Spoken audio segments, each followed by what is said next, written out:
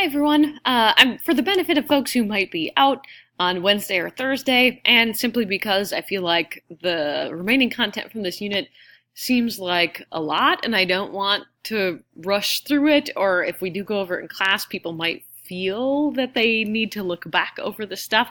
I'm recording some of the lecture notes that we'll be presenting in class, and some also that won't be presented in class but could support your studying and your understanding of these different psychotherapy approaches. So this recording is actually going to take you through some of the stuff that appears in Module 70 of your textbook as you get introduced to the difference between psychotherapies and biomedical therapies and some underlying commonalities for psychotherapy treatments. So first up, this distinction I've mentioned before in class. When we're talking biomedical therapies, that involves use of psychoactive drugs, psychosurgeries, electrical stimulation of the brain. That refers specifically to procedures that manipulate the body and the brain in order to bring about relief from symptoms. Psychotherapies are a little different than that. They tend to be defined as talk therapies. They're performed by a counselor or a psychotherapist who typically meets one-on-one with an individual or sometimes families or groups to lead that person in exercises or conversation that might help them understand themselves better and help them find relief from their symptoms by changing their thoughts or maybe their behaviors. Psychotherapies, for that reason, are kind of classified as different than biomedical therapies, although someone could reasonably use both at the same time. A lot of folks with depression, for example, seek psychotherapy and they also take antidepressant medication. So they're not mutually exclusive. Now, that being said, before we look at some commonalities in psychotherapies, I do want to point out that there is kind of an approach to understanding psychiatric disorder that actually would prefer to prevent more people from needing psychotherapy in the first place. This subfield of psychology that specializes in this, I guess it's not the only one, but the area that's most linked to this is something called community psychology. Community psychology tends to operate on this community health model that you see on the screen. The idea behind it is that, hey, maybe there's some things that we can do with everybody before any kind of illness or a psychological disorder develops that would prevent people from needing more help. Let's take the simple example of tobacco use. There's actually been large gains in human health in the past several decades, brought about by the fact that we now do a lot of primary interventions in schools and communities to prevent people from starting smoking. Everyone gets access to interventions that let them know about the health risks of smoking and strategies for avoiding starting tobacco use. That's a primary intervention in the community health model. Secondary interventions, by definition, are targeted at at-risk populations. So this would be, maybe we could identify people who are at most risk for developing a smoking habit and provide them with additional classes or information beyond what we would provide to everybody, so we could kind of target our interventions at folks who might be most in need of them. That's secondary prevention. Tertiary prevention in the community psych model involves trying to reduce the severity of problems once they've begun.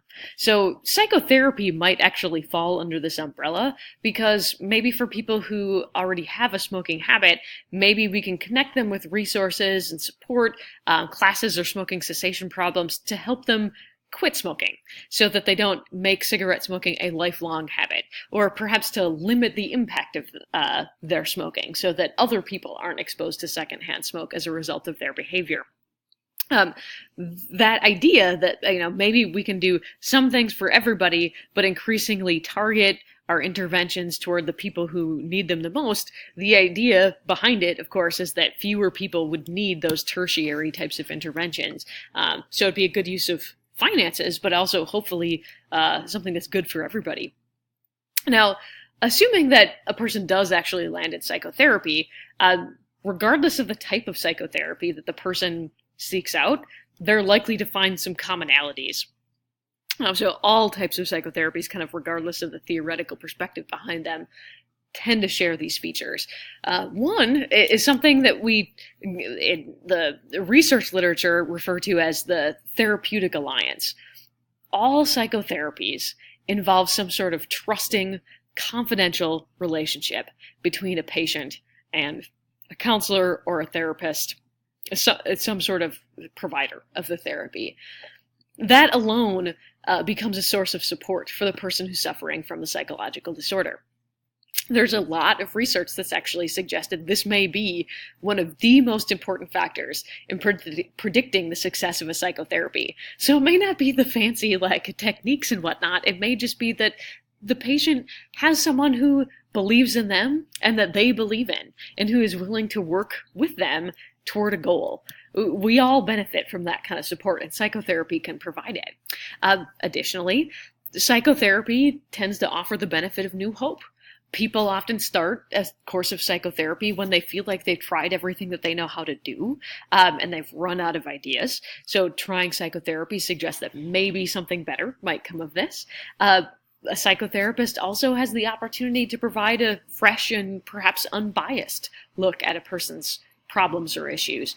As much as it's good to go to friends and family members for support when we're struggling with psychological issues, sometimes those friends and family members, as much as they love us, might not be unbiased. They might have kind of an agenda or a vested interest in making sure that the situation turns out in a particular way.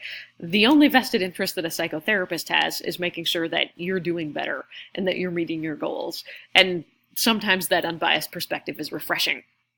Now, one thing that we're going to encounter, even though you're going to do some exploring of individual psychotherapy types, is that the categories of psychotherapy might seem artificially rigid based on how your textbook prevents them. Because most psychotherapists employ what we call an eclectic approach. Eclectic means that you draw from different genres or different approaches. In the case of psychotherapy, it means that, okay, you might consider yourself a client-centered therapist, but perhaps if you're working with a client with a phobia, maybe you'd go with systematic desensitization, which is a behavioral type of intervention, an exposure therapy. Partly because we know that that's really effective for our specific phobias, but partly because maybe it meets this client's needs better than the types of approaches that you otherwise would be inclined to use. So a lot of psychotherapists don't fit neatly into one specific category. They might use behavioral and cognitive and client-centered types of approaches depending on the demands of the situation and the needs of their specific clients. A fourth commonality that deserves some unpacking and exploring, which we're going to do. Most clients or patients, when if they've completed a course of psychotherapy, will report that they found it to be helpful, that they got better over the course of that therapy. And that's great. We do want clients and patients to have positive experiences with their psychotherapy, but we also, as good, skeptical students of psychological science, want to make sure that we're not mistaking those self-reports for real evidence of the psychotherapy's effectiveness, because people have a strong bias toward wanting to believe that the psychotherapy was effective. And that's in part because they may be self-justifying. They spent a lot of time and money going to see their psychotherapist. If they couldn't tell themselves that that was then effective, you'd feel awful silly. So most of us, regardless of the purchase or the investment we tend to make, we think it was a good idea after the fact, because if we didn't, we'd feel really dumb, and we want to protect against that. Another factor that might inflate people's estimates of psychotherapies, and we got to be careful about, is psychotherapies are just as prone to placebo effects as are medications. If people believe that they're going to work, they're more likely to. But a truly effective psychotherapy has to show effectiveness beyond placebo effects.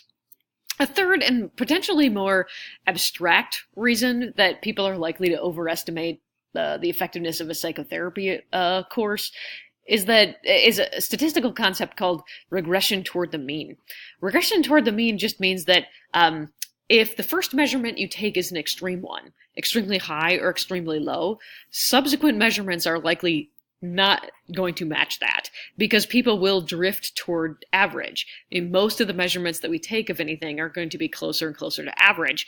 Some points may be more extreme, but that's unusual. So the measurements that people take of their own well-being at the time they enter psychotherapy are often quite low. When they land in a psychotherapist's office, people are actually oftentimes the lowest point in their entire lives. So their well-being is off the charts negative. because that point is so extreme, it probably doesn't accurately reflect how they are most of the time, or even how they're going to be over the next few weeks. So as people continue in psychotherapy, their well-being improves, but that might just be a regression toward the mean, like just a drift toward average over time. It doesn't necessarily mean the psychotherapy itself is effective. So how would we actually know if psychotherapy worked? Well, as you may have picked up by this point in the year, if we're going to show cause and effect relationships between things, we have to use experiments. And sure enough, lots of experiments have been conducted comparing psychotherapy approaches to other types of non-interventions, like and just giving people educational information about their disorder or condition, or maybe comparing psychotherapy to people who are placed on a wait list for that same psychotherapy. When you combine a lot of results from many different types of studies, we call that a meta-analysis. It's a very nerdy research niche where you look at, if you like to research, you can research. A meta-analysis is combining the results of many different research studies to look at what the trend is on average. And this chart kind of gives us a good glimpse of this. On average, people do better when they're in psychotherapy as compared to people who did not seek out treatment. But let's keep in mind the limitations of averages. Although most people are around average, there are definitely people at extremes, and these normal curves may overlap to some degree. So our average psychotherapy client tends to do better than our average untreated person, but some folks who do seek out psychotherapy might end up worse than people who were not treated. Some folks who are untreated end up doing better than folks who did seek out treatment. And some of this has to do with the diversity of people entering treatment. Some disorders are just easier to treat than others. Phobias, for example, respond very, very well to psychotherapy. People are likely to improve if they seek out exposure therapies for their phobias. Schizophrenia, on the other hand, is unlikely to respond as much to psychotherapy. Psychotherapy can be helpful and supportive to folks with schizophrenia, but a lot of people need to take medication in order to control psychotic symptoms within that disorder. It's a very biologically based illness, so psychotherapy alone might not do it. And some problems are just more widespread than others. Phobias are very clear cut. They can be debilitating, but they affect a very narrow part of the person's life. Their fears are centered on kind of one thing. In personality disorders, the dysfunction is so embedded in the person's thinking and about themselves and others and their relationships that we consider it to be part of their personality. It affects almost everything about them. So those folks are going to have a harder time in psychotherapy seeing the benefits of it, although there are some psychotherapies that work fairly well with our personality disorders. They're just going to probably take more time, effort, and attention from a psychotherapist, and we're going to have more diversity in outcomes for those folks. So with that, I'm going to let you explore some of the different psychotherapies. These are some commonalities that underlie all of them, so I hope you keep them in mind as you do some exploring of more specific techniques and approaches that follow the different schools of thought in psychotherapy.